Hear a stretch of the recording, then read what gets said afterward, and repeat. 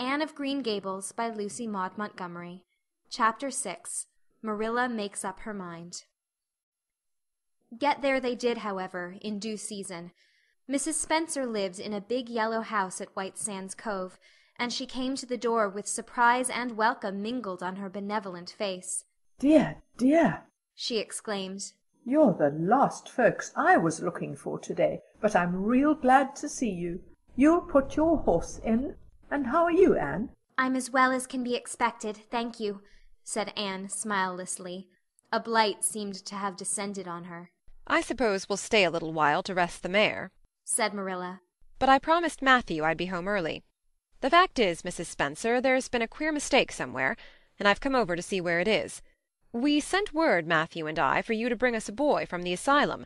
We told your brother Robert to tell you we wanted a boy 10 or 11 years old." "Marilla Cuthbert, you don't say so!" said Mrs. Spencer in distress. "Why, Robert sent down word by his daughter Nancy, and she said you wanted a girl. Didn't she, Flora Jane?" appealing to her daughter who had come out to the steps. "She certainly did, Miss Cuthbert," corroborated Flora Jane earnestly. "I'm dreadfully sorry," said Mrs. Spencer. "It's too bad, but it certainly wasn't my fault. You see, Miss Cuthbert, I did the best I could, and I thought I was following your instructions. Nancy is a terrible flighty thing. I've often had to scold her well for her heedlessness." "It was our own fault," said Marilla resignedly. "We should have come to you ourselves and not left an important message to be passed along by word of mouth in that fashion. Anyhow, the mistake has been made, and the only thing to do is to set it right. Can we send the child back to the asylum? I suppose they'll take her back, won't they?" "I suppose so," said Mrs. Spencer thoughtfully. "but I don't think it'll be necessary to send her back. Mrs. Peter Blewett was up here yesterday, and she was saying to me how much she wished she'd sent by me for a little girl to help her. Mrs. Peter has a large family, you know, and she finds it hard to get help. Anne will be the very girl for you. I call it positively providential." Marilla did not look as if she thought Providence had much to do with the matter. Here was an unexpectedly good chance to get this unwelcome orphan off her hands, and she did not even feel grateful for it. She knew Mrs. Peter Blewett only by sight, as a small, shrewish-faced woman without an ounce of superfluous flesh on her bones. But she had heard of her. A terrible worker and driver Mrs. Peter was said to be, and discharged servant girls told fearsome tales of her temper and stinginess, and her family of pert, quarrelsome children. Marilla felt a qualm of conscience at the thought of handing Anne over to her tender mercies. "Well, I'll go in, and we'll talk the matter over," she said. "And if there isn't Mrs. Peter coming up the lane this blessed minute!" exclaimed Mrs. Spencer, bustling her guests through the hall into the parlor, where a deadly chill struck on them as if the air had been strained so long through dark green, closely drawn blinds that it had lost every particle of warmth it had ever possessed. "This is real lucky, for we can settle the matter right away. Take the armchair, Miss Cuthbert. Anne, you sit here on the ottoman, and don't wiggle. Let me take your hats. Flora Jane, go out and put the kettle on. Good afternoon, Mrs. Blewett. We were just saying how fortunate it was you happened along. Let me introduce you two ladies. Mrs. Blewett, Miss Cuthbert. Please excuse me for just a moment. I forgot to tell Flora Jane to take the buns out of the oven." Mrs. Spencer whisked away, after pulling up the blinds. Anne, sitting mutely on the ottoman, with her hands clasped tightly in her lap, stared at Mrs. Blewett as one fascinated. Was she to be given into the keeping of this sharp-faced, sharp-eyed woman?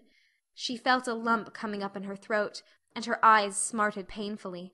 She was beginning to be afraid she couldn't keep the tears back when Mrs. Spencer returned, flushed and beaming, quite capable of taking any and every difficulty, physical, mental, or spiritual, into consideration and settling it out of hand. "It seems there has been a mistake about this little girl, Mrs. Blewett," she said. "I was under the impression that Mr. and Miss Cuthbert wanted a little girl to adopt. I was certainly told so, but it seems it was a boy they wanted. So, if you're still of the same mind you were yesterday, I think she'll be just the thing for you." Mrs. Blewett darted her eyes over Anne from head to foot. "How old are you, and what's your name?" she demanded. "Anne Shirley?" faltered the shrinking child, not daring to make any stipulations regarding the spelling thereof. "And I'm 11 years old." "Humph! You don't look as if there was much to you, but you're wiry. I don't know but the wiry ones are the best after all. Well, if I take you, you'll have to be a good girl, you know, good and smart and respectful. I'll expect you to earn your keep, and no mistake about that. Yes, I suppose I might as well take her off your hands, Miss Cuthbert. The baby's awful fractious, and I'm clean worn out attending to him. If you like, I can take her home right now."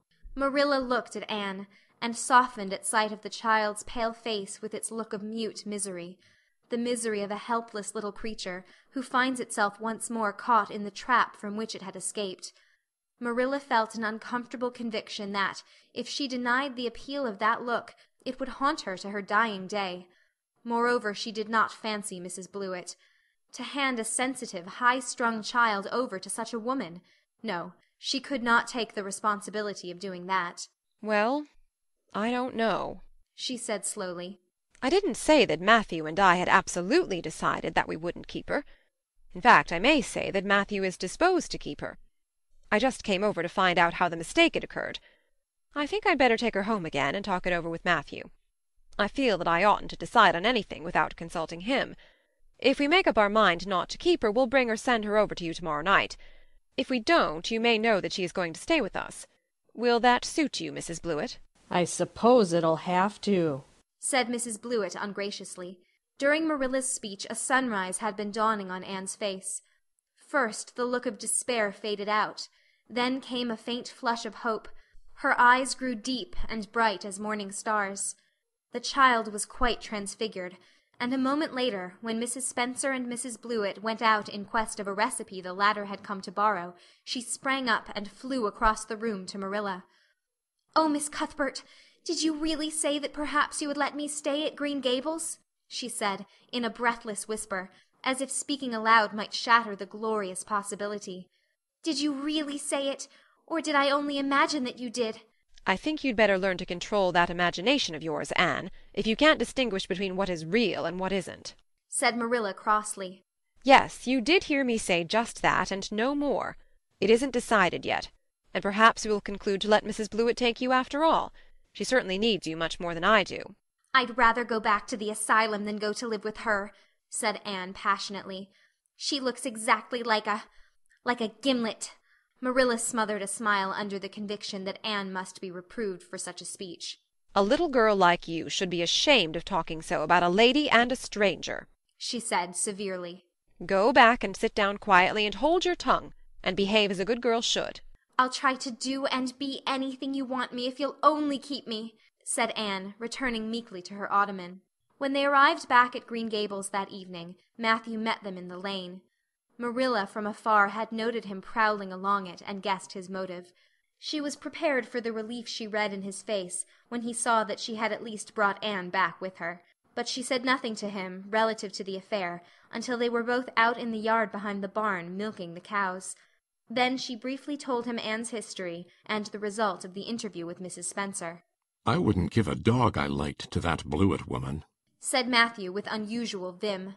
"I don't fancy her style myself," admitted Marilla. "But it's that or keeping her ourselves, Matthew. And since you seem to want her, I suppose I'm willing. Or have to be. I've been thinking over the idea until I've got kind of used to it. It seems a sort of duty. I've never brought up a child, especially a girl, and I dare say I'll make a terrible mess of it. But I'll do my best. So far as I'm concerned, Matthew, she may stay." Matthew's shy face was a glow of delight. "Well, now, I reckoned you'd come to see it in that light, Marilla," he said. "She's such an interesting little thing." "It'd be more to the point if you could say she was a useful little thing," retorted Marilla. "But I'll make it my business to see she's trained to be that. And mind, Matthew, you're not to go interfering with my methods. Perhaps an old maid doesn't know much about bringing up a child, but I guess she knows more than an old bachelor. So you just leave me to manage her. When I fail, it'll be time enough to put your oar in." There, Marilla, you can have your own way," said Matthew reassuringly. "Only be as good and kind to her as you can without spoiling her. I kind of think she's one of the sort you can do anything with if you only get her to love you." Marilla sniffed, to express her contempt for Matthew's opinions concerning anything feminine, and walked off to the dairy with the pails. I won't tell her tonight that she can stay, she reflected, as she strained the milk into the creamers. She'd be so excited that she wouldn't sleep a wink. Marilla Cuthbert, you're fairly in for it. Did you ever suppose you'd see the day when you'd be adopting an orphan girl?